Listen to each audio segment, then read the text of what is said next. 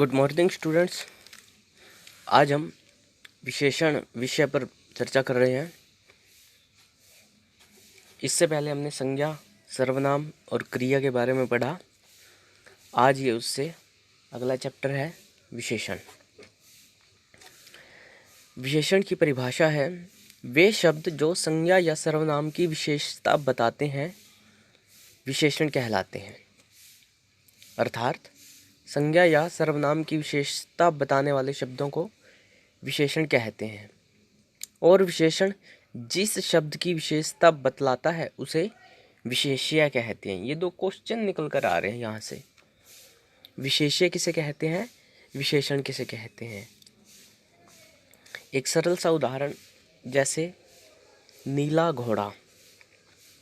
अब घोड़ा है कोई, उसकी विशेषता बताई गई है कि उसका रंग नीला है, तो नीला शब्द विशेषण हुआ और घोड़ा शब्द विशेष्य हुआ। इसमें उदाहरण दे रखा है हरी मिर्च। इसमें हरी शब्द विशेषण है और जो मिर्च की विशेषता बता रहा है, और मिर्च शब्द विशेष्य है। यह सफ़ेद गाय है, यह आम खट्टे हैं। यहाँ सफ़ेद शब्द गाय और खट्टे शब्द का प्रयोग आम की विशेषता बताने के लिए किया गया है। सफ़ेद शब्द गाय की विशेषता है और खट्टे शब्द आम की विशेषता है, अतः ये शब्द विशेषण हैं। नेक्स्ट उदाहरण है राम बहुत तेज दौड़ता है। राम बहुत तेज दौड़ता है। इस वाक्य में तेज दौड़ना राम की विशेषता है।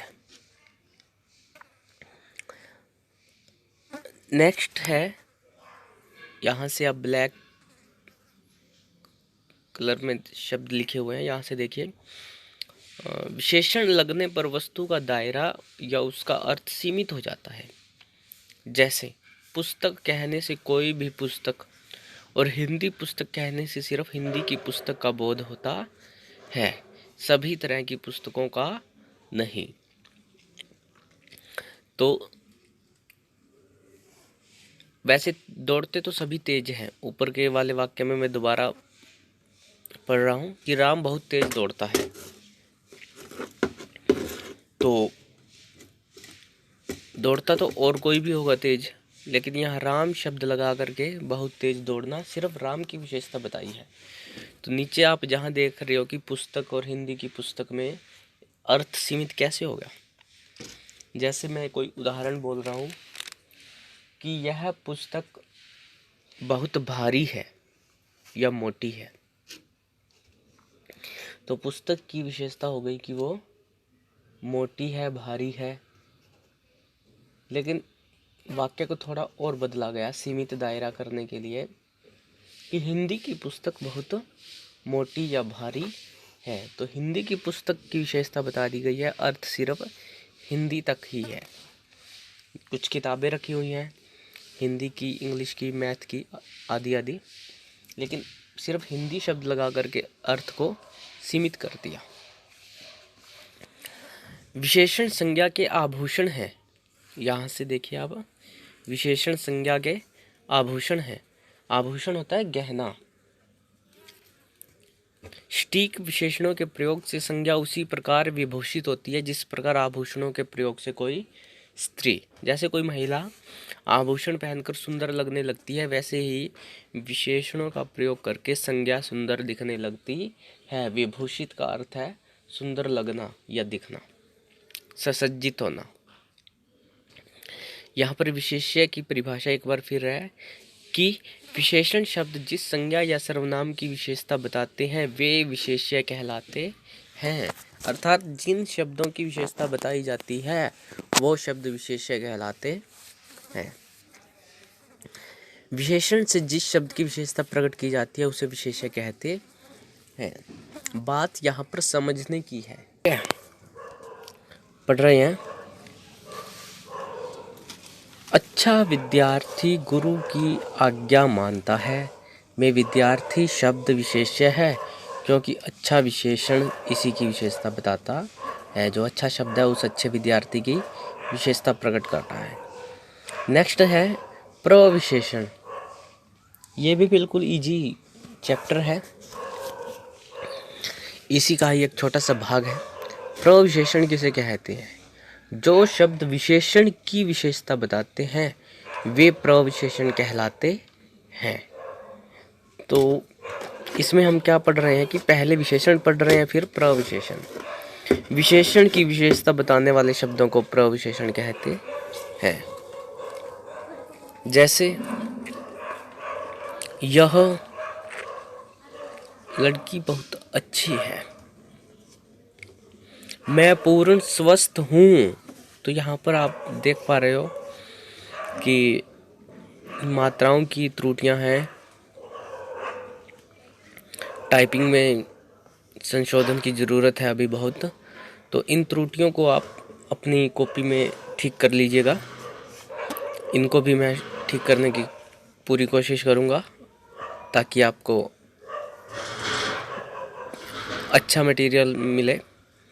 तो यह लड़की बहुत अच्छी है, मैं पूर्ण स्वस्थ हूँ। उपयुक्त वाक्य में बहुत और पूर्ण शब्द अच्छी तथा स्वस्थ विशेषण की विशेषता बता रहे हैं, इसलिए ये शब्द प्रविशेषण है। ये वाक्य ऐसे भी हो सकता था, यह बहुत अच्छी है, मैं स्वस्थ हूँ। तो ये सिर्फ विशेषण हो जाता। आगे पूर्ण और बहुत लगा करके, अच्छी शब्द लगा करके ये सारे प्रविशेषण में बदले गए हैं। नेक्स्ट है विशेषण के प्रकार। इसके मुख्य मुख्य 4 प्रकार हैं: गुणवाचक विशेषण, परिणामवाचक विशेषण, संख्यावाचक विशेषण और संकेतवाचक विशेषण। इनको हम डिटेल में पढ़ रहे हैं। गुणवाचक विशेषण, नाम में ही अर्थ है, विशेषण का अर्थ आप जानते हो।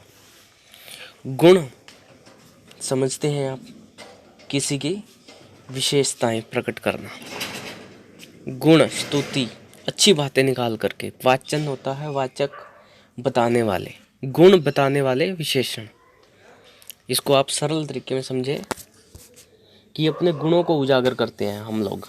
ऐसे ही हम इस विशेषण में किसी के गुणों को वाचन करते हैं, बताते हैं, वो गुणवाचक विशेषण होते हैं। वे विशेषण जो संज्ञा या सर्वनाम शब्दों के गुण अथवा दोष का बोध कराते हैं गुणवाचक विशेषण कहलाते हैं। जैसे वह एक लंबे कद का व्यक्ति है, तो वह एक लंबे कद का व्यक्ति है, लंबा कद उसका गुण है। आकार की दृष्टि से उसका चेहरा गोल है, तो उसका चेहरे की विशेषता क्या है? गोल। अवस्था की दिशा में क्या? भूखे पेट भजन नहीं होता, तो भूखे पेट भजन नहीं होता। तो भूखे शब्द यहाँ पर इनके गुण बता रहे हैं। गुण दोष दोनों ही आ रहे हैं। विशेषणों में इनकी संख्या सबसे अधिक है। इनके कुछ मुख्य रूप इस प्रकार हैं। गुण कौन कौन से होते हैं?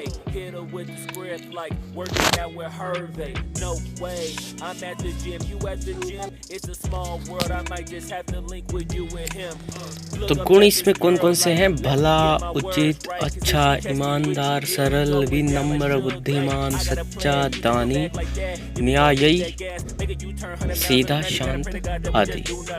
ये कुछ गिने चुने शब्द हैं।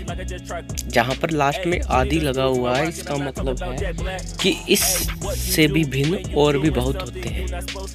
दोष भी हैं कुछ: बुरा, अनुचित, झूठा, क्रूर, कठोर, घमंडी, बेईमान, पापी, दुष्ट आदि। रंग रूप में कौन कौन से हैं? लाल, पीला, नीला, हरा, सफेद, काला, बैंगनी, सुनहरा, चमकीला, धुंधला, फीका आदि आदि आदि। आकार में गोल, चौकोर, सुडौल, समान, पीला, सुंदर। तो यहाँ पर नुकीला, लंबा, चौड़ा, सीधा, तिरछा, बड़ा, छोटा, चपटा, ऊंचा, मोटा, पतला आदि। तो इसमें से पीला शब्द ऊपर वाले में जाएगा। दशा में या अवस्था में दुबला, पतला, मोटा, भारी, पिछला, गाढ़ा, गीला, सूखा, घना, गरीब, उद्यमी, पालतू, रोगी, स्वस्थ, कमजोर, हल्का, बूढ़ा आदि। स्थान में उजाड़, चौरस, भीतरी, बाहरी, ऊपरी, सतही, पूर्वी, पछिया, दायां, बायां, स्थानीय, देशीय, क्षेत्रीय, असमी, पंजाबी, अमेरिकी, भारतीय, विदेशी, ग्रामीण आदि। स्थिति में क्या है? निचला, ऊपरी, पूर्वी, उत्तरी आदि। तो ये गुणवाचक में आते हैं। नेक्स्ट है संख्यावाचक विशेषण। तो इसमें संख्या बताने का काम होता है, संख्या के रूप में विशेषता बताई जाती है। सीधी बात है कि वे शब्द जो संज्ञा या सर्वनाम की संख्या का बोध कराते हैं संख्यावाचक विशेषण कहलाते हैं। या दूसरे शब्दों में वह विशेषण जो अपने विशेष्य की निश्चित या अनिश्चित संख्याओं का बोध कराएं संख्यावाचक विशेषण कहलाता है। जैसे मेरे पास 2 कलम है, 5 घोड़े दौड़ते हैं, 7 विद्यार्थी पढ़ते हैं। विद्यार्थी पढ़ते हैं, ये विद्यार्थियों की विशेषता है, पढ़ना। घोड़ों की दौड़ना विशेषता है, और मेरे पास कलम है, ये विशेषता है। लेकिन विशेषता को संख्या के साथ जोड़ दिया गया। कलमों की संख्या 2 है, घोड़ों की संख्या 5 है, विद्यार्थियों की संख्या 7 है। तो ये संख्यावाचक विशेषण है। इसके भी 2 विशेषण भाग चलते हैं संख्यावाचक के। पहला है निश्चित संख्यावाचक विशेषण, दूसरा अनिश्चित। निश्चित में क्या होगा कि संख्या निश्चित होगी, पता चलेगा, और अनिश्चित में संख्या का पता नहीं चलेगा कि कितने हैं। उसमें ऐसा पूरा झुंड दे दिया, पूरा समूह आ जाता है, तो उसमें पता नहीं चलता कितने। जैसे सेना में अब बहुत सारे सैनिक हैं, संख्या नहीं बताई। क्लास, कक्षा, तो उसमें संख्या अनिश्चित हो जाती है। निश्चित संख्यावाचक विशेषण वे विशेषण जो शब्द जो विशेष्य की निश्चित संख्या का बोध कराते हैं, उन्हें निश्चित संख्यावाचक विशेषण कहते हैं। डाल पर 2 चिड़ियाँ बैठी हैं, सभा में 100 लोग उपस्थित थे। तो यहाँ पर आप देख रहे हो कि टहनी पर या डाल पर चिड़ियों की संख्या 2 है, सभा में लोगों की संख्या 100 है। तो इन वाक्यों में विशेष्य की निश्चित संख्या का बोध हो रहा है। नेक्स्ट है अनिश्चित संख्यावाचक विशेषण। वे विशेषण जो शब्द जो विशेष्य की निश्चित संख्या का बोध न कराते हों, वे अनिश्चित संख्यावाचक विशेषण कहलाते हैं। जैसे कुछ, कई, सब, थोड़े, सैकड़ों, अरबों आदि। उदाहरण के लिए हम देख रहे हैं कक्षा में बहुत कम छात्र हैं। छात्र तो हैं, कक्षा में छात्रों की विशेषता क्या है कि कक्षा में छात्र हैं, विशेषता है, लेकिन कम लगा करके उनकी संख्या निश्चित करती गई है। आज बहुत खाना खाया, खाना तो खाया, लेकिन इसमें खाने की मात्रा नहीं है, निश्चित नहीं है। इन वाक्यों में विशेष्य की निश्चित संख्या का बोध नहीं हो पा रहा है। नेक्स्ट है परिणामवाचक विशेषण। इसके आगे सांकेतिक विशेषण या संकेतवाचक सार्वनामिक विशेषण, ये हम नेक्स्ट वीडियो में पढ़ेंगे। Powered by PK Star 007.